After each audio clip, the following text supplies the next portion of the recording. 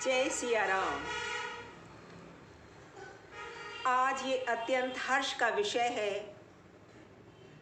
कि अयोध्या में राम जन्मभूमि में 22 जनवरी 2024 को रामलला की प्राण प्रतिष्ठा होने जा रही है। ये हम सब के लिए बड़े गर्व का विषय है। हमारा परम सौभाग्य है कि हमारे जीवन में ये सुखद क्षण हमें देखने को मिल रहा है। आप सभी को बहुत बहुत बधाई, बहुत बहुत शुभकामनाएं। राम हमारे प्रभु हैं, हमारे इष्ट हैं। दिन रात हम राम का नाम लेते हैं, राम की कथा पढ़ते हैं, राम की कथा सुनते हैं। लेकिन हम में से अधिकांश ये नहीं जानते कि राम कौन है। अभी हाल में ही एक सनातनी हिंदू परिवार में मेरा जाना हुआ। उस परिवार की राम के प्रति विशेष आस्था है। बातों बातों में मैंने उनसे पूछ लिया, बताओ बेटा, रामायण पढ़ते हो? उसने कहा, जी हर बार पढ़ते हैं। मैंने कहा, अच्छा तो ये बताओ कि रामायण किसने लिखी है? तो इस प्रश्न पर वो चुप हो गया। लेकिन उनके पिता ने कहा कि रामायण वाल्मीकि ने लिखी है।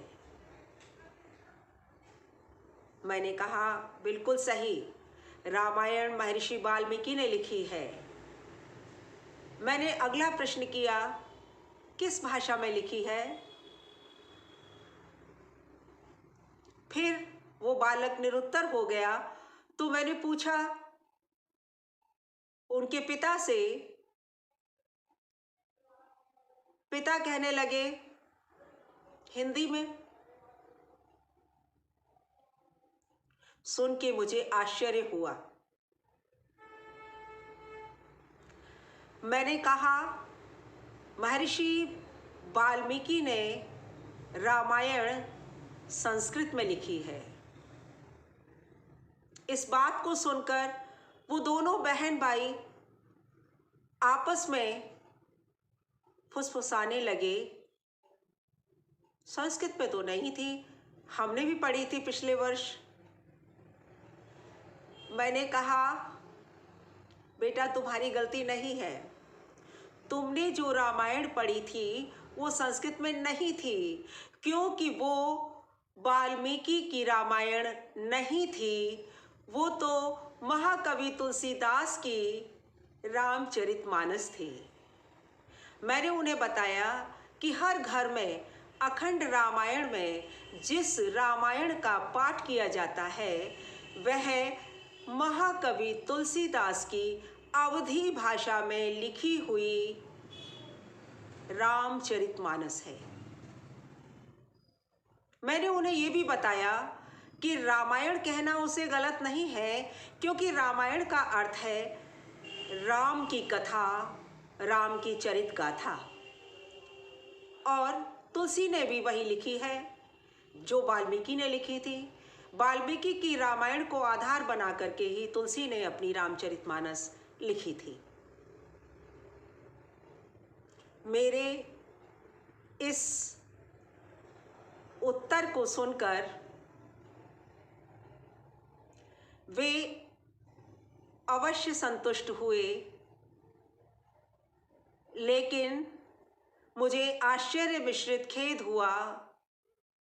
यह तो वही उक्ति हुई कि सारी रामायण हो गई और फिर पूछे कि राम कौन और सीता कौन। यानी रामायण को, रामचरितमानस को पढ़ा और पढ़ने के बाद भी उन्हें ये नहीं पता चला कि ये किसने लिखी है और किस भाषा में लिखी है। खैर, इस बात को सुनकर मेरे मन में जिज्ञासा कुछ और बढ़ी और मैंने उनसे पूछा कि अच्छा बेटा, ये बताओ कि उस रामचरितमानस में, रामायण में कितने कांड हैं? इसका उत्तर भी मुझे संतोषजनक नहीं मिला। किसी ने 5 बताए, किसी ने 6 बताए। जब मुझे लगा कि संख्या नहीं पता तो मैंने पूछा, अच्छा कौन कौन से कांड थे, बस केवल उनके नाम बता दो। तो इस पर केवल 3 ही नाम सामने आए, बालकांड, सुंदरकांड और तीसरा लंका कांड। ये सुनकर मुझे लगा कि इसमें दोष इनका नहीं है, इसमें दोष हमारा ही है, क्योंकि हम अपने घरों में प्रायः जब भी रामायण का पाठ करते हैं या करवाते हैं तो उस समय केवल उसको पढ़ते हैं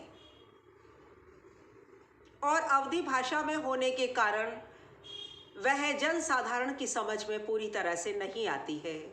और आजकल के वो बच्चे जो अंग्रेज़ी माध्यम के स्कूलों में पढ़ रहे हैं, उनकी समझ में आना तो असंभव है, क्योंकि कभी भी रामायण में किस कांड में क्या कथा है इसकी संक्षिप्त में भी चर्चा नहीं होती, कभी उसका अर्थ सहित उल्लेख नहीं किया जाता। तो उन्हें भला कैसे पता लगेगा कि इसमें किसकी कथा है और इसमें क्या बताया गया है? तब ये कैसे जान सकते हैं कि राम कौन थे? और इस प्रश्न से प्रेरणा लेकर, इस सारे संवाद से प्रेरणा लेकर मैंने ये निश्चय किया कि मेरा ये कर्तव्य है कि मैं उन सभी को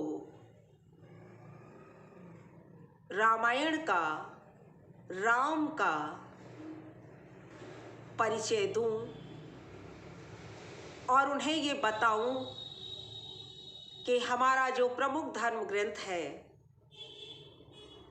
उसमें क्या लिखा है और हमारे जो इष्ट देव राम हैं वे कौन थे, उनके विषय में हमारी आगे आने वाली पीढ़ी, हमारे युवा इस बात को जाने, तभी ये सनातन धर्म, तभी ये हमारी भारतीय संस्कृति और आगे बढ़ेगी। जय सिया राम, जय सिया राम।